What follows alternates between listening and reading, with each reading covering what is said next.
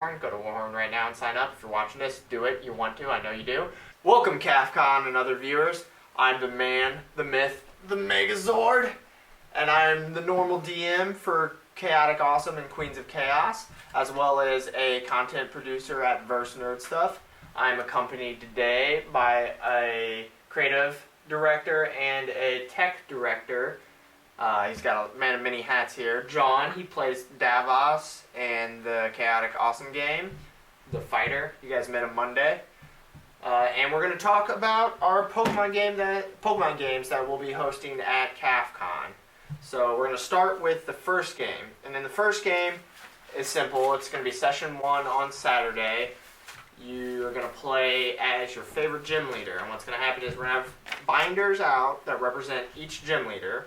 Brock, Misty, Blaine. You're going to play as your favorite Gen 1 Pokemon trainer, gym leader, Pokemon gym leader, and you're going to pick from the binders. You want to explain how the game works a little better in the game? Yeah, okay, so it's pretty straightforward actually. So the whole game itself is a PvP system. So you have the full list of Pokemon to select from, except for Mewtwo and Mew, because we found that they sort of have weird game-breaking mechanics. And Zapdos. Oh, and the legendary birds. Yeah, legendary birds. You can't play the birds. But so the first thing that you'll do is select the kind of gym leader that you want to be. And how you do that is everybody just starts with the dice roll. So whoever has the highest initiative out of that group, or if everybody rolls 20 and who has the highest, 12 then would be probably not what he wants. You get to pick your very first Pokemon, and that usually denotes what you would become as a trainer. So for instance, if you got a 20 and you picked a Charizard, then you're the fire gym leader after that. So everyone takes their turn and they go through, and then once the initiative round is completed and everybody's selected their first and primary Pokemon, then the rounds start over and they descend from highest initiative to lowest initiative, and they can pick additional Pokemon. So once you pick your first Pokemon, that's the type that you're locked into, and the other ones that you can choose from are normal Pokemon. So everybody ends up with a variety of their type of Pokemon as well as some filler Pokemon from the normal queue. So it ends up being so that everyone can either have a minimum of 3 Pokemon or a maximum of 6 Pokemon, and how we determine that number is based on the CR values. For those of you new to 5th edition, I'm going to explain to you what CR is real quick. CR is just a rating monsters get, and it means challenge rating, and it is supposed to determine how hard they are for a party. We're going to use that to base how many points you can spend to get that Pokemon during the gym leader battle PvP game. Yes. Correct. So the idea behind assigning a CR value to a Pokemon in this game, where it differentiates itself from traditional D&D, is that the CR values here are effectively meaningless, but they assign a value. So that value lets you very easily pick and choose how you want to build your party because they all share common ones. So there's not a lot of variance between first, second, and third level Pokemon and their CR values. So it's easy to build your team before you've even started drawing, which is cool. So back to that quick example. I roll, I get the initiative, I pick Misty. So I'm playing as Misty now. I get to pull Pokemon from her binder on my first turn. He picks Lieutenant Surge. He gets to pull 1 electric Pokemon from that binder. He's playing as Lieutenant Surge now. My next turn, I can choose to pull Pokemon from the Misty binder or from the normal Pokemon queue, which are just normal Pokemon, because there's no normal type gym leader. So now once that's all finished and everybody's selected their Pokemon, based on the number of people you have, then you divide it up into teams. So it's either a 1v1, a 2v2, a 3v3, or odds and evens, or sometimes there's a bye, just depending on how many players you have and how you want to structure the tournament. But players sit on the same side of the table. So once your teams have been selected, then people move to their relevant area on the table. Once everybody's moved and they've sort of sat on their side of the table, then each group of players has 1 minute to decide what their starting Pokemon are going to be. So there's a lot of very quick strategy that needs to happen because Pokemon can be deployed anywhere on that player's side of the field. So it's played on a traditional D&D battle map with squares, and it's sort of styled in a Pokemon Stadium oval, essentially. After that's done and everybody's deployed their first Pokemon, the battles start. And the battles are where it gets interesting because now, effectively, you're playing D&D as a Pokemon instead of a player character, which makes it kind of fun. You're playing D&D as a monster. As a monster. Battling against other monsters. Yeah. So this is really cool because the D&D monster system, I think, is really fleshed out. And if you put a Pokemon in its place, something that's familiar to other people, it gets really cool because now you can have a really neat attachment to Pokemon that you like when you play because you're familiar with their stats and how they operate. So it's really neat to build strategy around that. And since you can play with other people, there's synergy between the different techs too. So as you learn to play Pokemon, you become a better trainer. Pokemon is eventually defeated in feints. The player must pull that Pokemon out at the end of that turn, and they have to deploy a new one on their next one, and that takes up their whole turn. So just like in regular Pokemon, you have to deploy a new one out when one goes out. So, of course, after you're out of Pokemon, you lose the game. Okay, so now that we've talked about the trainer game, we're going to talk about the mini event. Yeah, the mini event. Mini event, we put a lot of work into this. So we're going to do this, we're going to run this mini event at CafCon. We'll post the rules online afterwards, and if you want us to come to your con and run this mini event, contact us. So here's how it goes. You're going to start with your character sheet. And right now in the video, there'll probably be a scrolling character sheet over my face. So, we try to keep it as traditional to D&D character sheets as possible while adding Pokemon things. Yeah. So we have your standard stuff like... So you've got, name, player, height, weight, age, and gender. And the two big things that are different here are the type and the starting town. So the starting town, of course, is exactly what you think it is where your trainer came from. And we've got specific Pokemon assigned to those different starter towns. So I'll read them down to you. So for Pallet Town, you start with Pikachu. For Viridian City, you start with Meowth. For Pewter City, you start with the Geodude. Cerulean City, Starmie. Vermilion City, Voltorb. Lavender Town, Ghastly. Celadon City, Oddish. Cinnabar Island has a Vulpix. Saffron City is Abra. And Fuchsia City is Nidoran, male or female. So Nice. Pretty good separation of Pokemon, also relevant to the town and the Pokemon that are around. So when you're making your character sheet and you pick your starting town, that determines what your starting Pokemon is. Then the type is just for flavor. If you want to be a fire type trainer, if you want to be a water trainer, if you want to be a bird catcher or bug catcher or that stuff. And then just to keep it as D&D as possible, we added alignment. Now there's 4 choices of alignment. We went with the 3 Pokemon Go alignments, Valor, Mystic, and Instinct. And we also added a Rocket for 4th alignment. And those are just for flavor as well. Yeah, so those will be neat because we also included a bit down at the bottom about a character image. So if you wanted to design a character image sort of in that same vein of the attunement that you choose, then you'll be able to put it in there too. So one thing that's neat that I thought would be a fun feature to give people a little bit more attachment to the first Pokemon that they pick or their favorite one is it's known as the companion Pokemon. So like in the TV show, when Ash would always let Pikachu follow him around, they're just a little bit stronger than all of the other Pokemon that you have because they get a buff of 5 HP if they're your companion Pokemon. So they count as one of your 6, and you can pick whichever one you want. That'll be your companion Pokemon, but it gives you a little advantage and there's a little bit more strategy that goes into it with that companion Pokemon in it. We also did your inventory for you, so you'll have gold because we're trying to keep it as D&D as possible. And then the normal Pokemon items like potions, antidotes, Pokeballs, evolution stones, and then whatever else. We have this nice little list of where you can put your Pokemon, their current HP, and their condition. So after the first session, when we run the Pokemon game, the gym battle game, we're going to be running a catching Pokemon game. It'll take place about 10-20 minutes in between sessions, and we're going to break it down. And by we, I mean John's going to break it down. Okay, so when you come up to the booth for the first time is when you're going to generate your primary character sheet. So we'll give you a character sheet because we'll have a whole bunch of them printed out for everybody to use. You'll select the town that you want to be from, and that chooses your first starter Pokemon.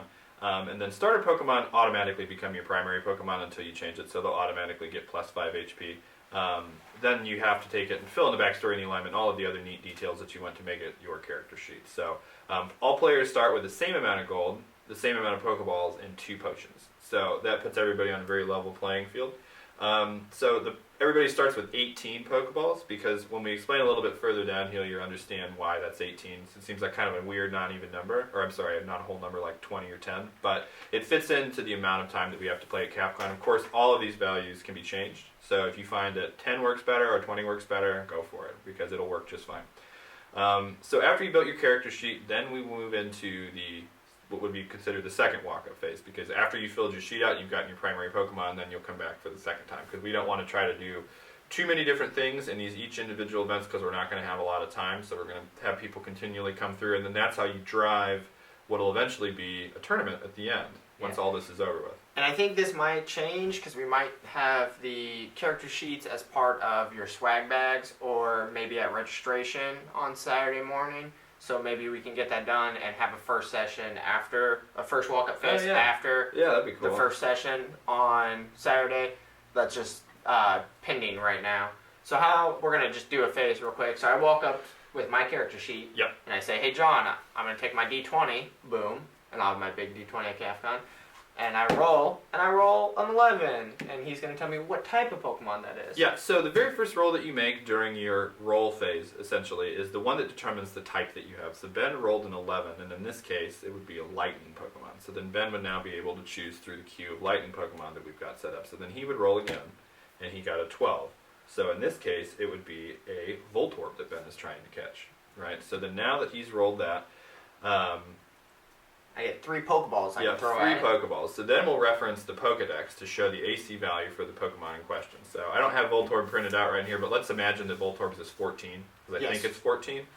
Now I get to roll my D20 3 times. That's simulating throwing Pokeballs at it. And if I hit a 14 or more, then I caught it with my Pokeball. Did not catch that Voltorb. First one was a 4.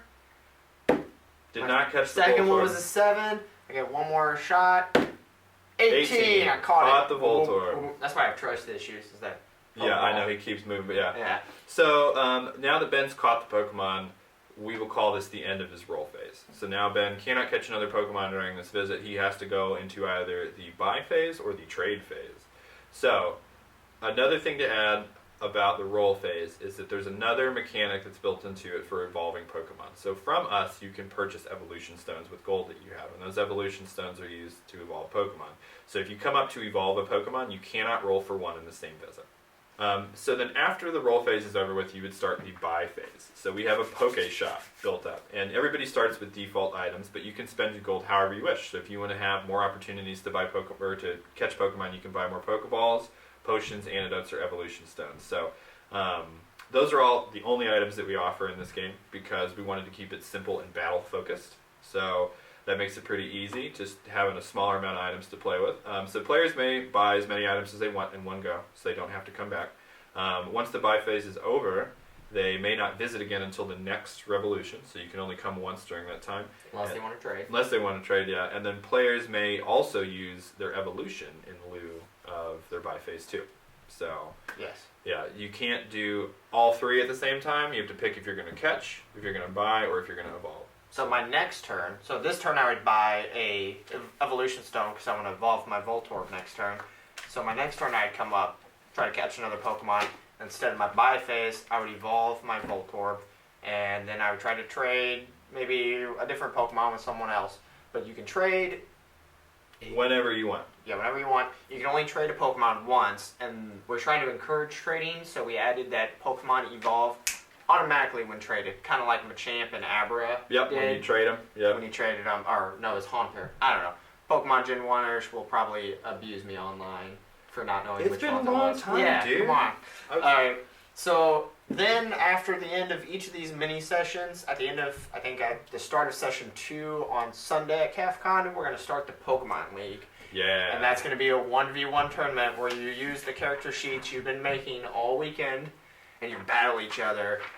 We'll make the brackets at random. We'll have different battle maps for everyone, so you'll be battling one person on a certain battle map. We have it very themed, where we have a water battle map, which we got for the plane of water, fire battle map, like the plane of fire, and so on and so forth. We got a cloud giant floating castle battle map, so it'll be interesting if you have flying Pokemon for that one. The battle maps will be selected at random, so it adds a lot of flavor.